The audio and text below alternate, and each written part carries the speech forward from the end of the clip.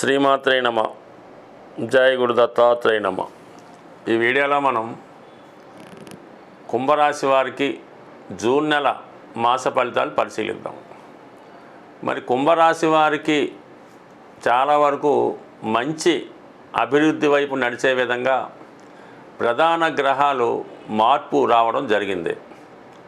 దీంట్లో ముఖ్యంగా శని కుటుంబ స్థానంలోకి రావడం.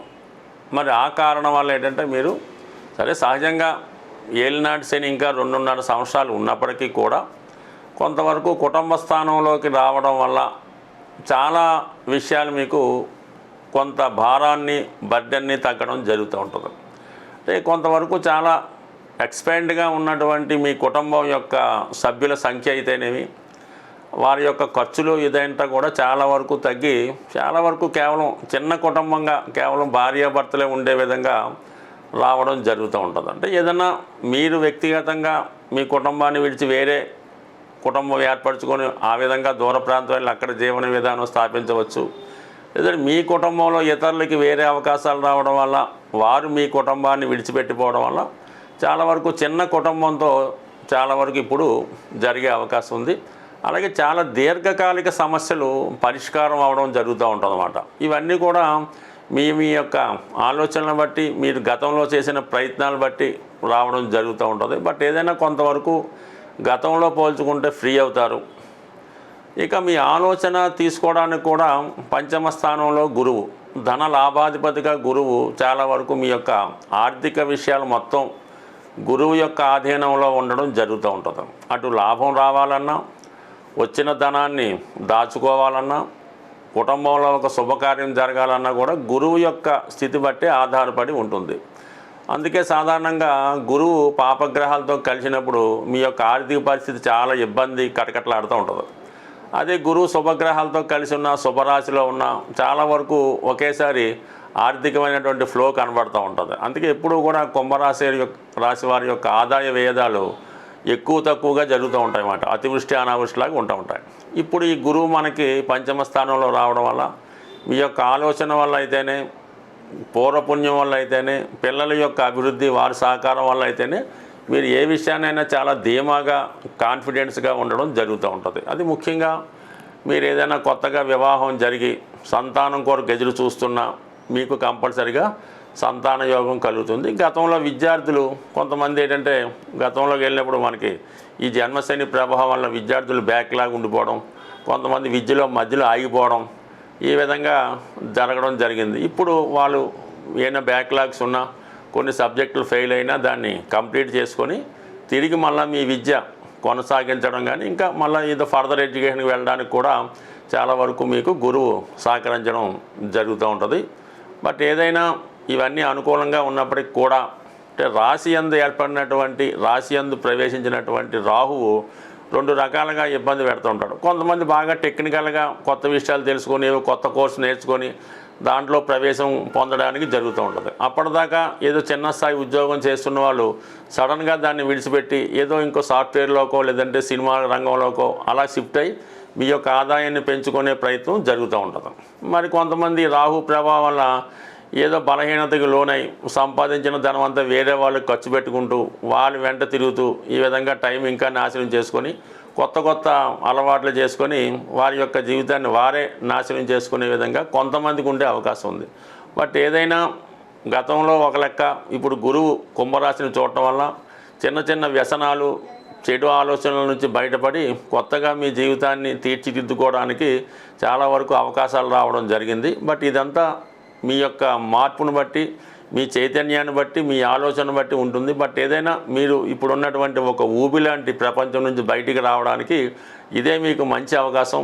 దీని నుంచి బయటపడి కొత్త జీవితాన్ని ప్రారంభించుకోవడం అన్నది చాలా వరకు ఈ గ్రహస్థితి సహకరిస్తుంది. ఏదైనా గ్రహాలు మీరు చేసే ప్రయత్నం బట్టి, మీ ఆలోచన బట్టి అవి పనిచేస్తాయి తప్ప అవి స్వతంత్రంగా మీ మీద ఏవి కూడా బలవంతంగా రుద్దవు. మీ ఆలోచన ఏ విధంగా ఉంటే అది ఆ విధంగా నడుస్తూ ఉంటుంది. ప్రస్తుతం కుంభరాశిలో రాశి అందే మరి సహజ పాప అయినటువంటి రాహుగ్రహ సంచారం మీ యొక్క ఆలోచన రకరకాలుగా రావడం జరుగుతుంటుంది. దానికి అనుగుణంగానే ఆ గ్రహాలు కూడా పనిచేస్తూ ఉంటాయి. దీనికన్నా ఇంకో రకం ఏంటంటే మరి ప్రస్తుతం సప్తమ స్థానంలో ఉన్నటువంటి కేతువుతో పాటు మరి ఈ కుజుడు ఈ జూన్ 6వ తారీఖు నుంచి 2 అగ్నితత్వ గ్రహాలు సప్తమ స్థానంలోకి రావడం వల్ల వ్యాపార సంబంధించిన విషయాల్లో పార్ట్నర్స్ మధ్య విభేదాలు వచ్చి విడిపోవచ్చు.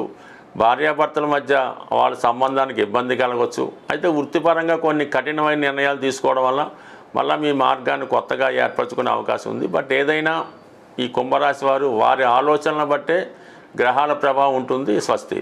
జూన్ నెల 10వ తారీఖు నుంచి ఏర్పడినటువంటి గురు మౌఢ్యమి, ఇది సాధారణంగా శుభకార్యాలు వాయిదా పట్టడం, ఆ టైంలో శుభకార్యాలు చేయలేదు పక్కన పెడితే, ధనకారకుడైనటువంటి గురువు రవితో కంబస్ట్ అవ్వడం వల్ల చాలా వరకు ఆర్థిక పరమైనటువంటి టైట్ ఏర్పడడం జరుగుతూ ఉంటుంది. అంటే సాధారణంగా శుభకార్యాలు లేనప్పుడు మనీ రొటేషన్ ఆగిపోతూ ఉంటుంది. వ్యాపారాలు చాలా వరకు సన్నగిల్లడం వల్ల ప్రతి వారికి ఆర్థిక పరమైన ఇబ్బంది ఏర్పడుతూ ఉంటుంది. ఎప్పటిదాకా? జూలై 8వ తారీఖు వరకు. అందువల్ల ఏంటంటే ఈ మనీ రొటేషన్ పెరగాలన్నా, వ్యక్తిగతంగా మీ యొక్క ఖర్చులు అదుపులో ఉండి మీకు ధనయోగం రావాలన్నా ఈ సమయంలో మనం కంపల్సరిగా గురుగ్రహానికి పరిహారం చేసుకోవాల్సి ఉంటుంది. గురుగ్రహ పరిహారం చేసుకోవాలంటే అనేక మార్గాలు ఉంటాయి. అందులో దత్తాత్రేయుడు, సాయిబాబా వారు, వీళ్ళని ఆరాధించడం అనేది రెగ్యులర్గా చేస్తూ ఉంటాం. దానికన్నా గురువుకి అనుకూలమైనటువంటి దినుసులు అంటే మామూలుగా ఈ శనగలు, ఈ కొమ్ము శనగలు నానబెట్టి మరి గురువారం రోజు ఏదైనా దేవాలయంలో, అంటే ఇది వారి శక్తి అనుసారం 3 సంఖ్య వచ్చేలాగా ఉండవలసి ఉంటుంది. అంటే 3 పిడికెళ్ళు, 3 కేజీలు, లేదంటే 3 పావు కేజీలు ఈ విధంగా తయారు చేసి ఈ భక్తులకి పంచిపెట్టడం వల్ల అనుకూలించే అవకాశం ఉంది. దాని తర్వాత ముఖ్యంగా గోసేవ చేయవలసి ఉంటుంది. గురువారం రోజు నానబెట్టినటువంటి ఈ శనగలు స్వయంగా జాతకుడు మరి ఆ గోవికి, ఇంటి కుటుంబ సభ్యులైనా పర్లేదు, గోవికి ఆహారంగా పెట్టడం, అది తినే సమయంలో గోవికి 3 ప్రదక్షిణలు చేసి నమస్కరించుకోవడం. లేదంటే ఇప్పుడు ఈ అరటిపళ్ళు, అంటే మామూలుగా దేశవాళీ అరటిపళ్ళు, పసుపు రంగులో ఉన్నటువంటి అరటిపళ్ళు ఈ గోవుకి పెట్టడం వల్ల కూడా గోవు యొక్క సంతృప్తి ఎంత మీకు అనుకూలంగా ఉంటే అంత అనుకూలంగా వస్తుంది. అలాగే ఇదే సమయంలో మీరు శివాలయంలో శివునికి గోవు యొక్క, అంటే ఆవు పాలతో కానీ, ఆవు పెరుగుతో కానీ, పంచామృతాల్లో కానీ, అలాగే ఆవు నెయ్యితో కానీ అభిషేకం చేసుకోవడం వల్ల మనకి చాలా వరకు ఈ ఆర్థిక పరమైనటువంటి సమస్యల నుంచి బయటపడడం జరుగుతూ ఉంటుంది. అలాగే ముఖ్యంగా ఆర్థిక పరమైన ఇబ్బందుల్లో ఉన్నవాళ్ళు ఈ పంచదార శుభ్రంగా పౌడర్గా చేసి ఒక 3 కేజీలు పంచదారతో శివుడికి అభిషేకం చేయడం వల్ల ఆర్థిక సమస్యలు బయటపడతాయి.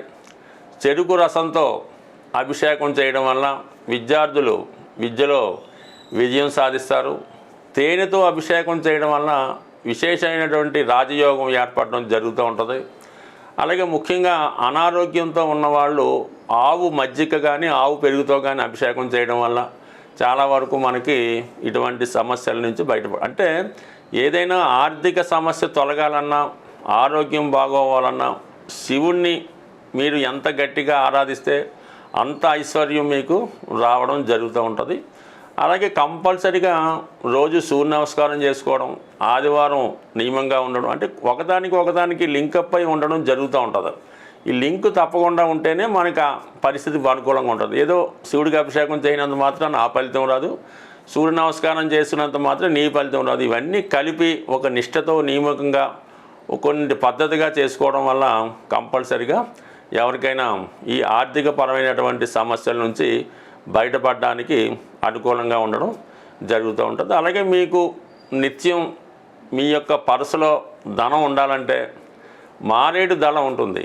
అది శివుడికి అభిషేకం చేసిన తర్వాత ఆ మారేడు దళం ఒకటి తీసుకొని మీ యొక్క పర్సులో పెట్టుకోండి. ఎంత తీసినా తరగని ధనం మీ దగ్గర నిలవ ఉండడం జరుగుతూ ఉంటుంది. సో అలాగే వ్యాపార సంస్థల్లో నిరంతరం మనీ రొటేషన్ అవ్వాలంటే మీ యొక్క క్యాష్ బాక్స్లో ఒక 11 గోమతి చక్రాలు కానీ, 11 లక్ష్మీ కవ్వలు కానీ విధి విధానంగా అభిషేకం చేసిన తర్వాత ఒక కవర్లో మీ మనీ బాక్స్లో వేయడం వల్ల నిరంతరం తరగని ధనం మీకు రావడం జరుగుతూ ఉంటుంది. అంటే మనం ఏదైనా మనీ కొరకు ఈ రెమెడీ చేసినప్పుడు మనం కూడా చాలా నియమంగా ఉంటూ ఏదో విధంగా అన్యాయానికి అక్రమానికి వెళ్లకుండా నిజాయితీగా ఉన్నప్పుడు కంపల్సరిగా లక్ష్మీదేవి యొక్క అనుగ్రహం తప్పక లభిస్తుంది. స్వస్తి.